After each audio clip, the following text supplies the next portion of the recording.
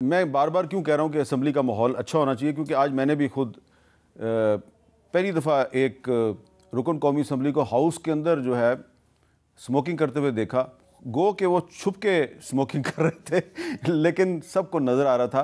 पहली दफ़ा आए हैं, शायद उनको पता नहीं है, ये होना नहीं चाहिए। लेकिन अब ये सिर्फ असम्बली के अंदर का माहौल हमने ठीक नहीं रखना, बाहर का जो माहौल है उसको भी ठीक रखना है, क्योंकि अंदर और बाहर का माहौल, जब दोनों जगह का माहौल ठीक होगा तो फिर हम कुछ पाकिस्तान में स्टेबिलिटी ला सकते हैं। लेकिन जो मौलाना फजलुर रहमान साहब हैं, जो कि इस हाउस के मेंबर हैं, कौमी असम्बली के मेंबर हैं, उनके क्या अज़ाइम है ज़रा सुनें।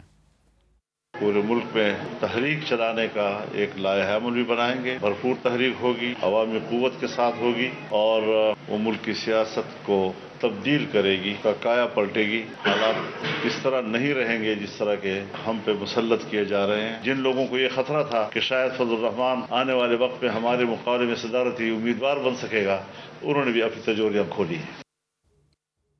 अच्छा तारड़ साहब, अगले 6 महीने के अंदर अंदर मौलाना फजलुर रहमान साहब का इरादा है एक तहरीक शुरू करने का। पहले तो आप उनके साथ मिलकर तहरीक चलाते थे, अब शायद वो ज़ैन कुरैशी साहब के साथ मिलकर तहरीक चलाएंगे।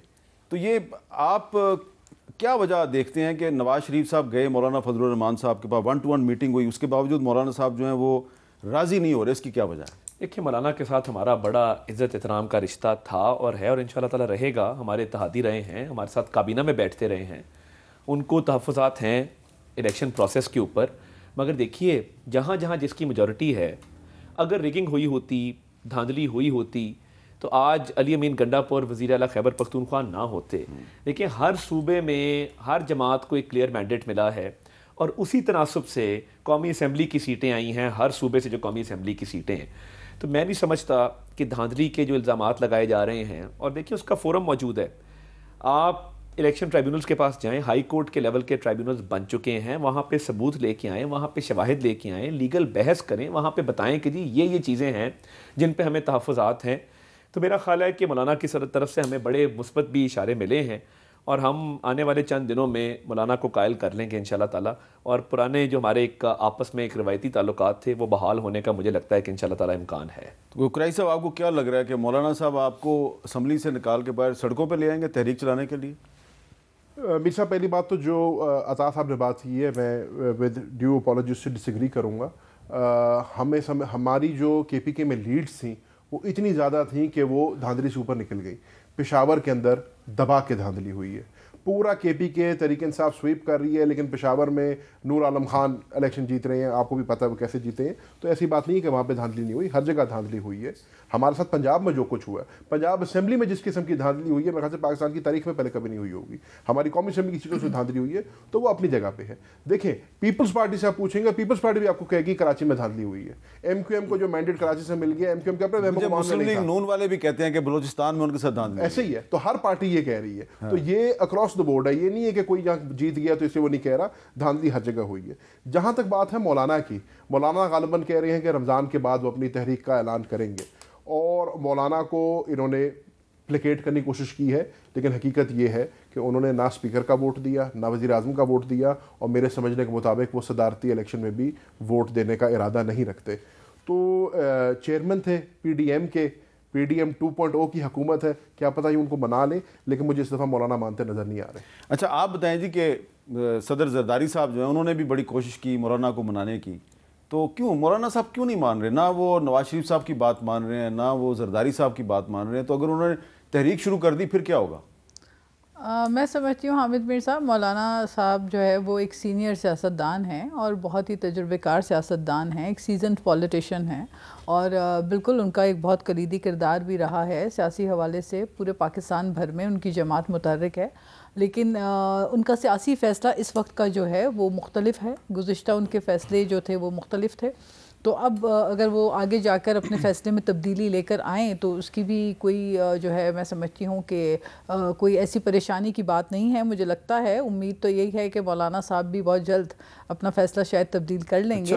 नेक ख्वाहिशात जो है वो रखनी चाहिए, और पॉलिटिकल पार्टीज़ को बढ़कर मुफाहिमत का जो कल्चर है, जो कि मुतारफ़ आसिफ अली जरदारी साहब ने किया, उस मुफाहिमत के कल्चर को लेकर हमें आगे बढ़ना है, उसी से कामयाबी मिलेगी। अच्छा, एक और भी सीनियर सियासतदान है जिन्होंने कि वज़ीर आज़म का जो इलेक्शन है उसमें हिस्सा नहीं लिया, उन्होंने आज अपनी तकरीर में एक बड़ा ही अहम मुतालबा किया, वो क्या है सुने ज़रा।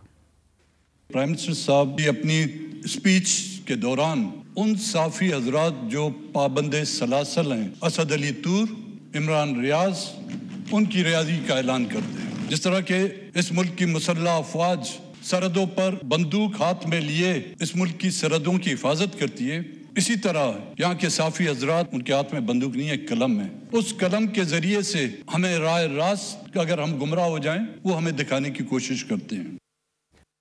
अच्छा तारड़ साहब, जो अख्तर मैंगल साहब ने बात की, आप नहीं समझते कि निगरान हुकूमत के दौर में ये दोनों सहाफ़ी गिरफ़्तार हुए हैं, तो अब आपकी हुकूमत जो है वो आ रही है, आप कैबिनेट के मेंबर भी बनने वाले हैं, ये एक चैलेंज होगा आपके लिए।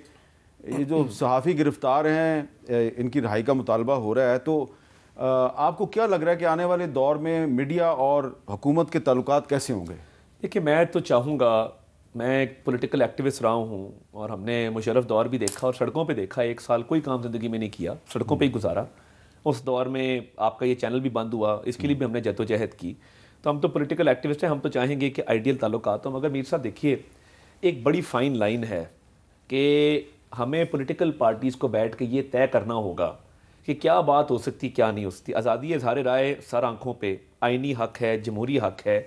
मगर देखें, जब आदिल राजा टाइप कैरेक्टर मुल्क से बाहर बैठ के गैर मुल्की फ़ंडिंग पे पाकिस्तान के अंदर इंतशार फैलाने की कोशिश करते हैं, रोज़ कोशिश होती है कि आज स्टॉक एक्सचेंज जो है वो ना उठे, पाकिस्तान में फ़ॉरेन इन्वेस्टमेंट ना आए, पाकिस्तान के इंटरेस्ट को नुकसान पहुँचाया जाए। मैं स्टेट की रेगुलेशन के बिल्कुल ख़िलाफ़ हूँ, मगर मैं ये चाहता हूँ कि तमाम पॉलिटिकल पार्टीज़ बैठ के एक चार्टर ऐसा भी करें कि जिसके अंदर हम ये बताएं कि हम गलतियाँ हमारे में भी हैं।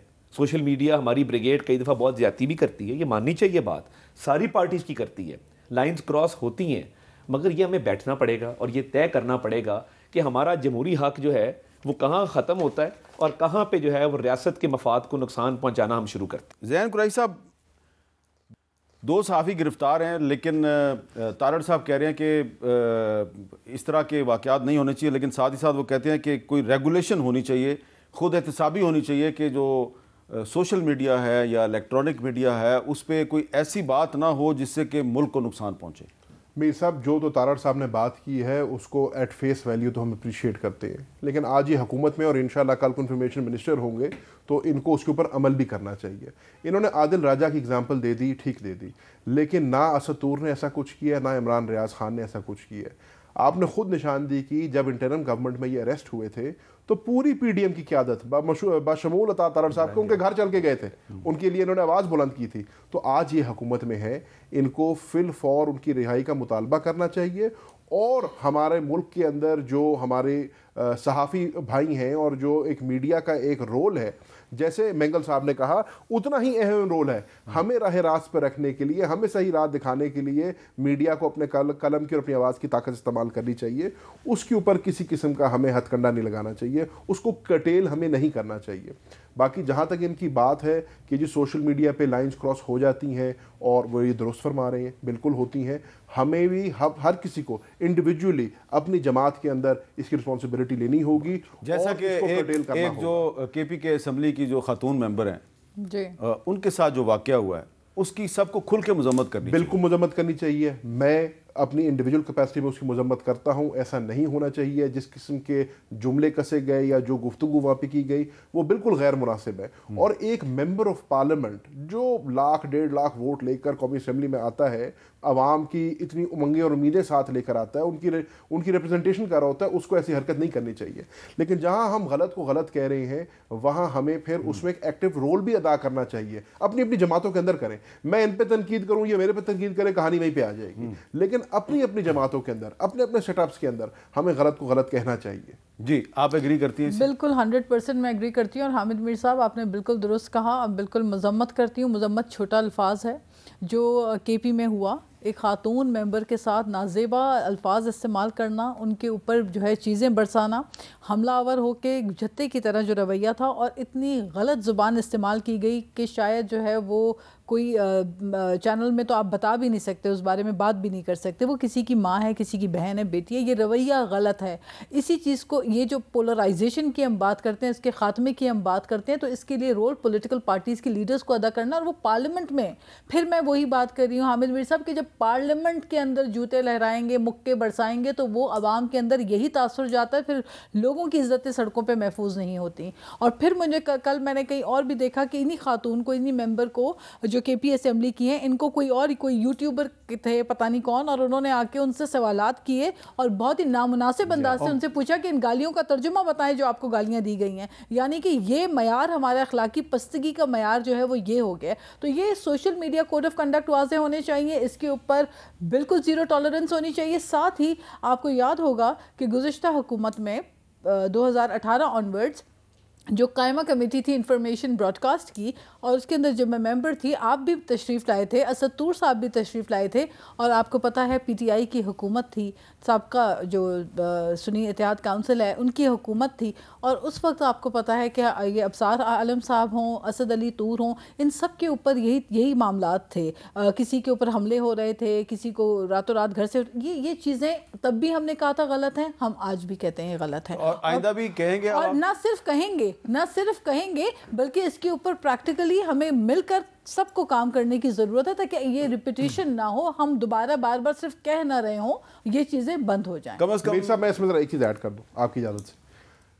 रिस्पॉन्सिबिलिटी सोशल मीडिया पे होना बिल्कुल अच्छी बात है, लेकिन हर सोशल मीडिया पे ब्लैंकेट बैन लगा देना ये कोई हल नहीं है। यही मैं कहने लगा था। हुकूमती सेनेटर का सेनेट के अंदर रेजोल्यूशन पास करना कि जी ट्विटर, एक्स या फॉर्मली ट्विटर था, या फेसबुक या यूट्यूब वगैरह पे बैन लगा देना, ये हल नहीं है। नहीं, वो वैसे VPNs का दौर मेंबर नहीं है, उनको पीपल्स पार्टी ने निकाल दिया है। अच्छा चलो ठीक, बैरामन तंगी साहब को निकाल दिया है। लेकिन तंगी साहब का ये भी कोई ये सोल्यूशन नहीं है। मैं सिर्फ ये कह रहा हूं। देखें, ये एक बात हामिद मीर साहब, Jain if you allow me, देखें ये पाकिस्तान पीपल्स पार्टी को अप्रिशिएट मैं समझती हूँ करने का आप लोगों को भी शायद सीखना चाहिए ना। हम अप्रिसिएशन नहीं मांग रहे किसी से, लेकिन सीखना चाहिए, क्योंकि पीपल्स पार्टी इस वक्त पाकिस्तान की वो वाहिद सियासी जमात है जिसके सोशल मीडिया के प्लेटफॉर्म के तहत कोई किसी को ना तो नामुनासिब अल्फाज कह सकता है, ना गैर अखलाकी जुमले कर सकता है, ना कोई प्रोपेगेंडा कर सकता है। सबसे साफ और शफाफ अगर सोशल मीडिया चल रहा है तो कुछ शिकायत है इस पे, लेकिन मैं ये मानता हूँ कि कंपैरेटिवली कम है। लेकिन बैरामन तंगी साहब को इस वजह से नहीं निकाला, उनको निकाला इसलिए गया कि उन्होंने